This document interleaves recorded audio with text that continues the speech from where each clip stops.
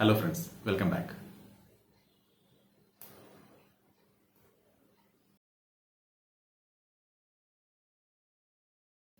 എന്തുകൊണ്ടാണ് ഇതുപോലെ കറണ്ട് പോയതിന് ശേഷം വരുമ്പോഴോ അല്ലെങ്കിൽ ഇല്ലാതിരുന്നിട്ട് കറണ്ട് വരുമ്പോൾ അതിൻ്റെ വാല്യൂ ഒരുപാട് കൂടിയതായിട്ട് നമുക്ക് തോന്നുന്നത്?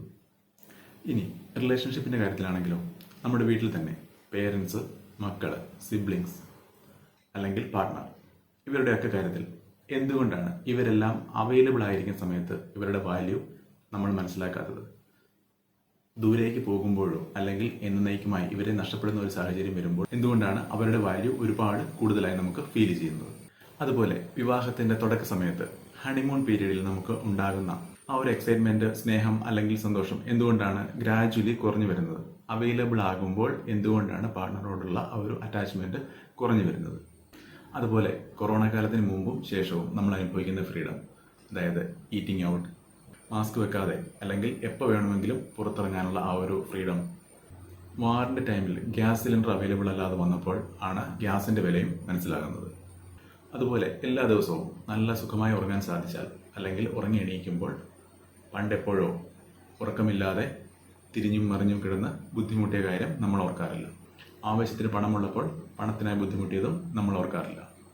ഇതിനേക്കാളെല്ലാം വളരെ പ്രധാനപ്പെട്ട ഒരു കാര്യമാണ് അസുഖങ്ങളൊന്നുമില്ലാതെ സന്തോഷമായി വേദനകളൊന്നുമില്ലാതിരിക്കുമ്പോൾ മറ്റു പല ആരോഗ്യ പ്രശ്നങ്ങൾ കൊണ്ട് ബുദ്ധിമുട്ടിയതിനെപ്പറ്റി ഓർക്കാറില്ല. ഉദാഹരണത്തിന് പല്ലുവേദനയെപ്പറ്റി ഒന്ന് ഓർത്ത് നോക്കുക. ജീവിതത്തിൽ ഒരിക്കലെങ്കിലും എല്ലാവർക്കും വന്നിട്ടുണ്ടായിരിക്കും. ആ പല്ലുവേദനയുള്ള സമയത്ത് നമ്മൾ ചിന്തിക്കുന്ന എന്തായിരിക്കും? എങ്ങനെയെങ്കിലും ഇതൊന്ന് കുറഞ്ഞാൽ മതി, വേറൊന്നും വേണ്ട എന്നായിരിക്കും. പക്ഷെ അത് പോയി കഴിയുമ്പോൾ നമ്മുടെ പ്രയോറിറ്റി മാറും. അതിനെപ്പറ്റി ചിന്തിക്കാറേയില്ല. ആരോഗ്യ പ്രശ്നമൊന്നുമില്ലെങ്കിലും നമ്മൾ ഹാപ്പിയല്ല. അതുപോലെ തന്നെ സ്ട്രെസ്, ആങ്സൈറ്റി, ടെൻഷൻ ഇതുപോലുള്ള കാര്യങ്ങളാണെങ്കിലും അനുഭവിക്കുന്ന സമയത്ത് നമ്മൾ വിചാരിക്കും ഇതൊന്നും മാറിയിരുന്നെങ്കിൽ, ഒന്ന് സമാധാനമായി ഇരിക്കാൻ സാധിച്ചിരുന്നു എങ്കിൽ എന്ന്. പക്ഷെ അതും നമുക്ക് കിട്ടിക്കഴിയുമ്പോൾ അതിനെപ്പറ്റി ശ്രദ്ധിക്കാതാകും, അതിൻ്റെ വാല്യൂ ഇല്ലാതാകും. ഈ പറഞ്ഞതൊക്കെ നമ്മുടെ ജീവിതത്തിലെ വളരെ കുറച്ച് ഉദാഹരണങ്ങൾ മാത്രമാണ്. ഇതുപോലെ ഒട്ടനവധി കാര്യങ്ങളുണ്ട് നമ്മുടെ ജീവിതത്തിലൂടെ കടന്നു പോകുന്നത്.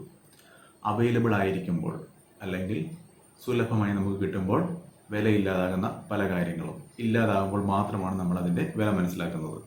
കറണ്ട് ഉള്ളപ്പോൾ, റിലേഷൻഷിപ്പിനായി ആളുകൾ കൂടെ ഉള്ളപ്പോൾ, gas cylinder booking window open ആയിരിക്കുമ്പോൾ, വേദനകൾ ഇല്ലാതിരിക്കുമ്പോൾ, സ്ട്രെസ്, ടെൻഷൻ, ആങ്സൈറ്റി ഇല്ലാതിരിക്കുമ്പോൾ, സുഖമായി ഉറങ്ങുമ്പോൾ, ആവശ്യത്തിന് പണം കയ്യിലുള്ളപ്പോൾ, ഈ സാഹചര്യങ്ങളിലൊക്കെ ഞാൻ ഓർക്കാറുണ്ട് ഞാൻ എത്രയോ ബ്ലെസ്ഡ് ആണെന്ന്. ഈ പറഞ്ഞ കാര്യങ്ങളൊക്കെ എനിക്കുള്ളപ്പോഴും ഇല്ലാത്ത ഒരുപാട് കാര്യങ്ങളുണ്ട്. പക്ഷേ അതിനെപ്പറ്റി ചിന്തിക്കാതിരിക്കാൻ ഞാൻ പരമാവധി ശ്രമിക്കാറുണ്ട്. അതിൽ ഒരു പരിധിവരെ സാധിച്ചിട്ടുമുണ്ട്. അതായത് എന്തൊക്കെയാണോ എനിക്ക് അവൈലബിൾ ആയിട്ടുള്ളത് അതിനെപ്പറ്റി ഓർത്ത് സന്തോഷമായിരിക്കാൻ, അതിൽ ഹാപ്പി ആവാൻ എനിക്ക് പലപ്പോഴും സാധിക്കാറുണ്ട്. ഇനി ഒരിക്കലും ചേഞ്ച് ചെയ്യാൻ പറ്റാത്ത പാസ്റ്റിൽ കടന്നു പോയിട്ടുള്ള ഏതെങ്കിലുമൊക്കെ ഇൻസിഡൻറ്റിനെ പറ്റി ഓർത്ത് വിഷമിക്കാതെ, അല്ലെങ്കിൽ എന്തെങ്കിലും ഉണ്ടായ നഷ്ടങ്ങളെയോ ബുദ്ധിമുട്ടുകളെയോ ഓർത്ത് വിഷമിക്കാതെ, പ്രെഡിക്റ്റ് ചെയ്യാൻ സാധിക്കാത്ത ഫ്യൂച്ചറിനെ ഓർത്ത് ആകുലപ്പെടാതെ ഇന്ന് പ്രസന്റിൽ ജീവിച്ചു നോക്കും. അതാണ് യഥാർത്ഥ ജീവിതം. ഇയാൾ പറയുന്നത് പോലെ ഈ കാര്യങ്ങളൊക്കെ നടന്നിരുന്നുവെങ്കിൽ എത്രയോ എളുപ്പമായിരുന്നു എന്ന് പലരും ഇപ്പോൾ ചിന്തിക്കുന്നുണ്ടാവാം. പക്ഷേ ഒരു പരിധിവരെ നമ്മളെ കൊണ്ട് ഇതിന് സാധിക്കും. അതിൽ നിങ്ങളുടെ റോള് വളരെ വലുതാണ്. നിങ്ങളുടെ ചിന്തകളുടെ റോള് വളരെ വലുതാണ്. ചിന്തിക്കാൻ സാധിക്കും. ചിന്തകൾ തന്നെയാണ് നമ്മുടെ പല കാര്യങ്ങളുടെയും ബേസ്. നമ്മൾ ഇന്ന് അനുഭവിക്കുന്ന പല ബുദ്ധിമുട്ടുകളുടെയും ബേസ് നമ്മുടെ ചിന്തകൾ തന്നെയാണ്. അല്ലാതെ യഥാർത്ഥത്തിൽ നമ്മുടെ ജീവിതത്തിൽ ഉള്ള പ്രോബ്ലം കൊണ്ടല്ല.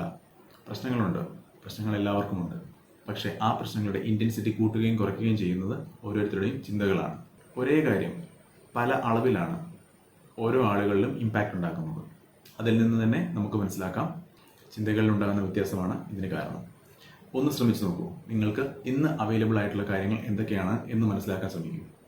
കഴിഞ്ഞു പോയതിനെയോ വരാൻ പോകുന്നതിനെയോ ഓർത്ത് ഒരുപാട് വിഷമിക്കേണ്ട. അത് നല്ല രീതിയിൽ തന്നെ സംഭവിക്കും. ചിന്തിക്കൂ. വീഡിയോ ഇഷ്ടമായെങ്കിൽ ലൈക്ക്, ഷെയർ, കമൻറ്റ്, സബ്സ്ക്രൈബ് ചെയ്യാൻ മറക്കരുത്. നിങ്ങളുടെ ഒരു കമൻറ്റ് നിങ്ങളിൽ തന്നെ ഒരു വലിയ പോസിറ്റീവ് ചേഞ്ച് ഉണ്ടാക്കിയേക്കാം. ആ കമൻറ്റ് കാണുന്ന മറ്റൊരാൾക്കും അത് ഇൻസ്പിറേഷൻ ആയേക്കാം. എല്ലാത്തിലുമുപരി ഇത്രയധികം ചിന്തിച്ച് ഈ വീഡിയോ റെക്കോർഡ് ചെയ്ത് എഡിറ്റ് ചെയ്ത് നിങ്ങളിലേക്ക് എത്തിക്കാൻ ശ്രമിച്ചാൽ എനിക്ക് വളരെ വലിയ ഒരു സപ്പോർട്ടായിരിക്കും. കൂടുതൽ വീഡിയോ ചെയ്യുന്നതിനുള്ള പ്രചോദനമായിരിക്കും. ഞാൻ ഈ പറഞ്ഞ കാര്യങ്ങൾ നിങ്ങളുടെ ജീവിതത്തിലും കുറച്ച് സമയത്തേക്കെങ്കിലും പോസിറ്റീവായിട്ടുള്ള ഒരു ഇമ്പാക്റ്റ് ഉണ്ടാകുമെന്ന പ്രതീക്ഷയോടെ വീഡിയോ അവസാനിപ്പിക്കട്ടെ. Thank you.